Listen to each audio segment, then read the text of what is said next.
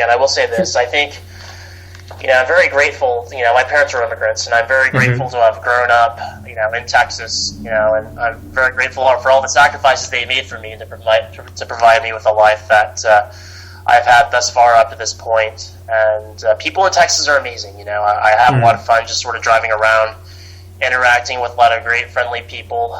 If there's one thing that kind of frustrates me about Dallas-Fort Worth, I would say that the young professional scene there, or the quote-unquote young professional scene down there, has changed drastically and for the worse. And I feel like I'm meeting less interesting people as I grow up and, acquire more knowledge about myself and the world. And I don't think it's just me. I just feel like I feel as if the quality of people, the quality of transplants moving into Dallas-Fort Worth has also changed drastically as well. You have a lot of a lot of passive-aggressive, snarky people from California moving to Texas now for job opportunities because the economy in California is like, it's fucking hell. And then Dallas used to be a great place where a lot of recent college grads would sort of move in, and they would move in to sort of branch away from their pre-existing college circles and start over again. That was much better for making friends and obviously better for game, but now we're reaching a point where a lot of people are moving in, with like big packs of their pre-existing social circles, trying to relive college again. And I hear it's not a problem. I hear it's not a problem exclusive to Dallas because someone is telling me that the same thing is kind of happening in Chicago as well. Yeah. So, yeah. No, I'm guessing it's also probably happening in the city that I used to, before I left the U.S., I used to live in Atlanta. Atlanta is obviously very similar to Dallas, a southern city, gets a lot of transplants, and I think some of those same things are happening there, where they're trying to stick to their SEC or fraternity or sorority circles, just trying to keep the college experience going as long as possible after college. Yeah, I think one of my questions is, has that spread to Midtown as well? Because I know that was sort of a thing in Buckhead, but has that, have those groups of people, I don't know, moved out to Midtown and other parts of Atlanta as well? I think so. I mean, a lot of Midtown is definitely Atlanta. Before I left last year in July, the previous few years before I left, it had expanded greatly in terms of the number of apartments, and also the rents were going up in Midtown Atlanta. And I noticed some of my younger coworkers at work were more inclined to spend time with their sorority or fraternity as opposed to doing the normal even the normal passive socialization at work. So I think it is spreading, and I think that's mostly just a symptom of the culture in America, where it's becoming more and more acceptable to extend phases of life, extended adolescence, extended college, extended young adulthood into your 40s. Yeah. Yeah, it's I don't know. As far as East Coast cities are concerned, I hear New York and Miami are the great places where people go to, and they go to actually start over again and get integrated into big city life. And that kind of used to be Dallas, but things have changed. Things have definitely changed greatly. So yeah, and I know my family was originally from the western part of the United States, where I was, well, not originally, but I was born in the western part of the United States, and we've got family, friends out in the western parts of the United States, but not the West Coast, so more like mountain states. And so, they'll comment about the same thing about the Californians coming in and definitely changing the mountain states, and I guess that's also happening to Texas too. All these Californians are escaping their expensive state, and then they're definitely changing the character of the interior states. Yeah, definitely. And there's a lot of great. Yeah, there's I have a lot of friends from California naturally as a result of all these transplants coming in. But the majority of them just complain about how great California is and how much they'd rather be back there. But I just want to say, hey, buddy, there's a reason why you left California. That's because the economy out there is going to the shitters. Yeah. I mean, I can definitely say the same thing. I used to be on the flip side of that. Before I worked in Atlanta, I worked in Minneapolis, and Minneapolis is more of a purple state at this point, or maybe even blue, some would argue. But it was a great state in terms of a place to live, quality of life. But the taxes were getting high enough that when push came to shove, my company moved its headquarters, and was forced to move down to Atlanta. And for the for a little bit there, it's more, wow, I wish I was back there. But after a while, you realize, this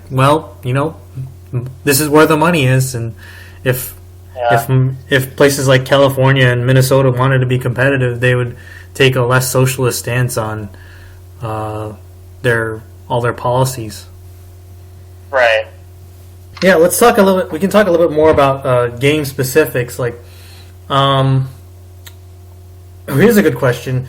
How much did you build up your game before you left the U.S.? Did your game take a drastic improvement, or did you drastically improve your game when you got down there, or did you come over to South America with a pretty good game as it stands?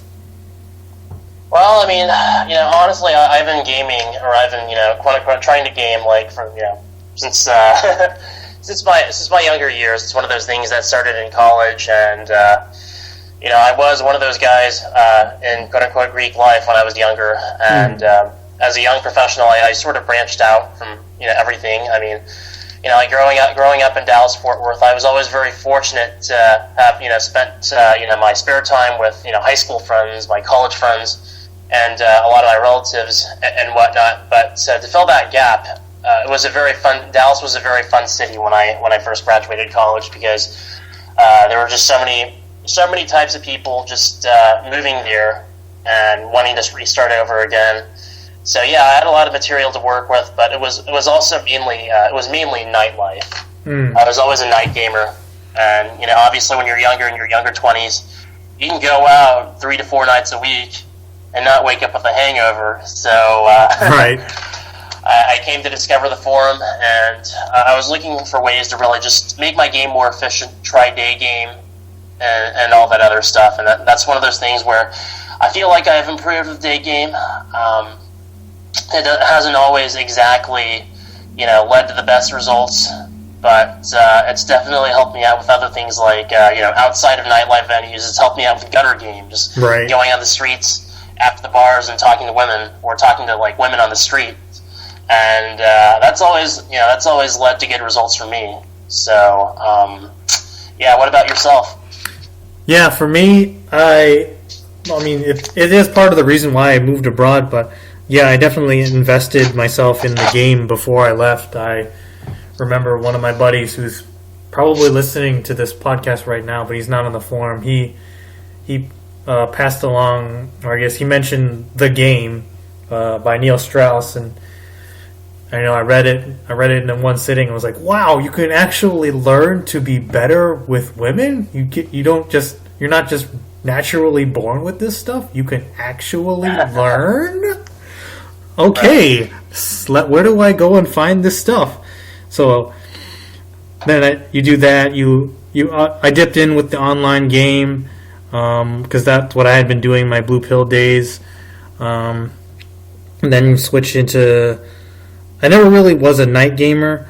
I guess being a little bit more introverted, it just naturally tended me towards. I read Bang and then Day Bang, and then okay, I'll try Day Bang. Did that for a few months. Found the indirect approach a little bit lacking, mostly because I was just getting frustrated with the wasting a lot of time on sets that would go nowhere. So then I saw some London material, and That's been my day game ever since. So I definitely came over with that skill set already built up. But also the reason why I came over was because I had invested so much into the game, and I wasn't getting the results that I felt were worth it back in the States. Did you have what? Yeah, I guess that's a good question. I can hand it off to you with. Was there a motivation for you to go abroad, aside from the family business? Well, okay, I will also say this. Like a lot of my relatives and my family, they weren't, like always that well off growing up, but we always valued travel. My dad was part of the Taiwanese Navy. He got to travel to a bunch of places for free. He's seen a lot of amazing things, and in general, I think for us, I think for a lot of Chinese people, they feel that, or at least for myself, the best education you can get would be a mixture of professional work experience, in-class experience, and the third part of the equation would be travel. So those three things are probably the best. Those three things are probably the best type of education that you can get. So it's one of those things that I've always done. I've always made time to do that. If I'd eat ramen noodles for a month or two while paying rent and saving money to travel, then so be it. Mm-hmm. So, this is actually my first time really living abroad as a young adult. I will say that. And it's a completely different experience from actually going out and visiting a city. Is that going to, does that mean that I have less motivation to travel once I move back to the States and start working full-time again? No, absolutely not. Because, the more you travel, the more you go out, the more the more things you see, the more mistakes you make, and the more triumphs that you go through while taking these trips. I mean, the better off you're going to be in the long run. But I just it was one of those situations where I grew up with like a huge chip on my shoulder because I'm of Chinese descent and I can't speak Mandarin, and I took that that was a chip on my shoulder when I started studying languages at home. And sort of just be abroad. I never really got to study abroad when I was undergrad, so I got to really get the monkey off my shoulder because I got to study abroad first off, and then two, I developed full literacy in a foreign language. So those are two things that I was able to really accomplish and sort of get off my shoulders because when you're growing up, you have so many different types of distractions. Mm-hmm. At least in college, you're worried about these upper level classes that are geared towards your major. You're worried about your part-time jobs. You're worried about internships. You're consumed with like the social aspects of college. So, there's a lot of different things going on. So, unless you're actually majoring in a language during college, it can be very hard to just pick up a second language, second or third language. So, at least that's what it was for me. So, that's why I just sort of, made the sacrifices to go abroad, to actually finish my language studies and to really experience life, living abroad as a young adult. And it's one of those things that's going to shape the way I perceive the world around me, my friends, society, family, and my future as well. So, what about you? I can only imagine the thoughts that were going through your head before you decided to expatriate out to Poland. So, how did that process come about? The process for just quitting the 9-to-5 and coming here, or? Yeah, definitely. I think, the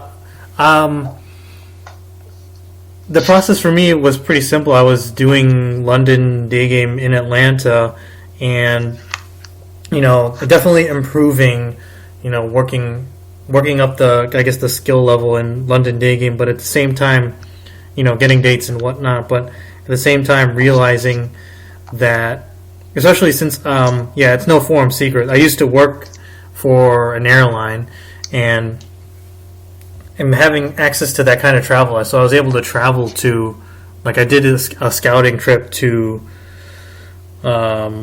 Manila and Bangkok and various spots in Eastern Europe, and I'd been to Santiago, so I'd seen with my own eyes how things were at least on the surface better abroad, and so having that knowledge in the back of my mind, I already knew that there was definitely a higher return on my investment abroad, and so knowing that, and still investing in the U.S. just from a time and resource standpoint, it didn't make sense at all to me, and so that's kind of what drove me to do this. No, definitely. No, it's definitely interesting, and I'm sure you've grown as a person. Well, you already mentioned this, but you've grown as a person as a result of your travels, as a result of your time, just living abroad, and definitely. No, that's definitely a great motivating factor. I guess another question I had for you was, how did you find out about the forum? How did you come about to Roosh V Forum? Yeah, while I'm talking, you'll have to think of your answer because I'm going to ask you that one. But no, definitely no. The way I found out about it, how did I find out about it? I think I remember back in my blue pill days, because I had a technical background, so I think I Googled okcupid hacking tips or something like that, just because I was still in that blue pill state, but I was slowly starting to become red pill. Getting frustrated at okay, I need some way to at least figure out a more way to efficiently do this okcupid thing, because clearly writing paragraphs or even writing custom sentence messages on okcupid was not going anywhere, so I needed to figure out a more time efficient way, and so I did that, and I think I came across I think I discovered the manosphere that way. I don't think it wasn't on the Roosh V Forum. I think it was on an old POA's website. I think his name was Superman or something like that. So yeah, and then I think he linked to Roosh, and then I read Roosh's works like Bang and Day Bang, and then he's got the forum, and that was how I discovered the forum, and I've been on ever since. How did you? So let me throw the question back at you. How did you discover game and the manosphere? Oh, okay. That's absolutely a great question. Game has always, sort of been one of those things that's, that I've always done for fun. I never really discovered it through the manosphere or Roosh, but I always, liked going out partying, hitting on women, and doing all that other stuff. So it was something that I was always, really accustomed to. And I think my mom, I think in 2008, my mom got really sick at one point, and prior to that point, I always took, relationships and dating, really way too seriously. But, after that point, I realized that there were just, there's more important things in life than, things not working out with a girl. And thankfully my mom was able to recover well right after that point. So I treated, dating and hitting on women and all that other stuff really for fun. I came across the Roosh V Forum when I was looking for Brazil info. And, I just Googled, I had already been to Brazil and Poland before I found out about the forum, but I did a little Google search, and each time I did a Google search for both of those things, Brazil travel or Polish women, I came across the Roosh V Forum, and when I came across the forum, it was just way too much information for me. Right. I had a really short attention span, so I was like, okay, this is interesting stuff. I actually have to register at the first of every month to post information or ask questions. F this, I'm not going to do this. Mm-hmm. But then when I would do it with more searches, I kept coming across the forum. Yep. By accident, by coincidence. So one day I said, you know what, I think I'll register, and I'll provide any info on questions that others might have. And as a result, I will ask a million questions, which is what I did when I first started out. So, yeah. Yeah. And it's been a life-changing experience, so yeah. It has been. I think I think I lurked on the forum for about a year before I actually signed up. I guess at some point I just thought like, hey, I'm taking this information that it's time I contributed back, especially since I work for an airline, and I signed up about midway through the point where I had decided to do the expatriate thing, because I'd given myself about a year to do it to just kind of get everything in order between July 2014 and July 2015. So I signed up in the middle of that and said, hey, I might as well start writing about this, and the forum has been a useful source of information. It's time to give back.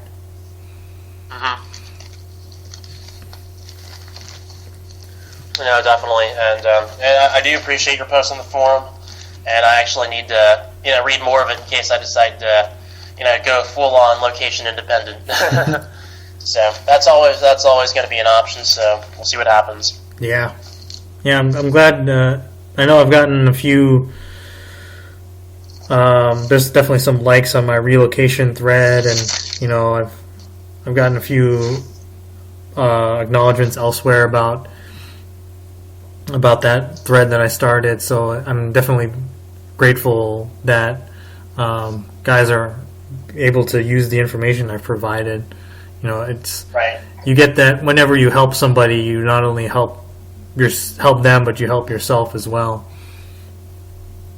No, definitely, and mad kudos to you as well, because there's a lot of people that will try to seek information, or they will try to seek influences, but then they just sort of cling on to the information, or they'll cling on to the influences. It's a totally different beast actually trying to evolve, and trying to evolve as a result of the information or the influences that come your way, Yeah. And it's a whole totally different process, and I think that's just that can apply to many facets of life as well, because I know people that will ask for information, or they'll or they'll come across great influences, but being able to evolve as a result of them is that's the next part of the equation. So yeah, definitely being able to take that information, actually at least adapt to it, change to it, use it. Yeah, exactly. Apply it to your own life. Mm-hmm. Definitely. Right.